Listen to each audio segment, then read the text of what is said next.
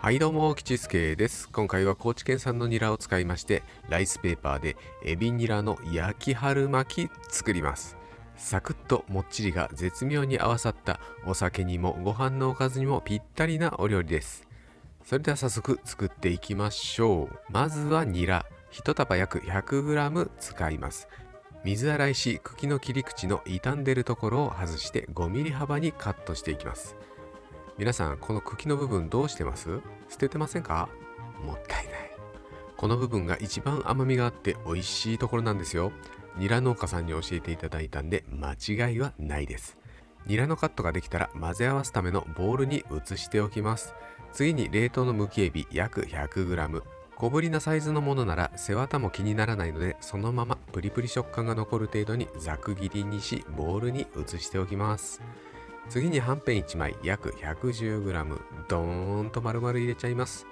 そこに調味料、酒小さじ1、醤油小さじ1分の1、おろし生姜少々、ごま油小さじ1分の1、白胡椒しっかりめに。ここまで入ったら全体を混ぜ合わせ、そこに片栗粉大さじ1分の1程度。全体にしっかり混ぜ合わせたら種の完成です。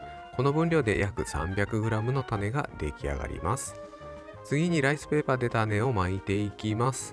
ライスペーパー1枚で2個の春巻きを巻きます。ライスペーパーを濡らすための水を広めのお皿に準備。まな板に水に濡らしたキッチンペーパーを敷いておきます。これやっておくとライスペーパーが扱いやすいですよ。巻いた春巻きを並べるためのバットにも濡らしたペーパーを敷いておきます。ライスペーパーを水に浸し、まな板の上に置く。スプーン1杯程度約 25g をライスペーパーの上下に置き、一巻きします。左右の生地を中央に折り込み、真ん中を包丁でカット。余った生地を巻きつける。上から見るとこんな感じ。ライスペーパーの上下にスプーン1杯の種を置き、上下とも1回巻く。左右の生地を中央に折り込み、真ん中を包丁でカット。余った生地を巻いてこのような感じに巻いてみてください。バットに並べるときもひっついていると剥がすときに生地が破れることがあるので離しておいてください。それでは焼いていきます。火加減は中火程度。少し多いめの油で。風味付けにごま油を入れるもまたよし。春巻きの上の面になる方から互いにひっつかないように少し間隔を空けて焼いていくよ。表面になる方がこのようにいい焼き色になったらひっくり返す。ここから火加減は弱火で中までしっかり火を通す。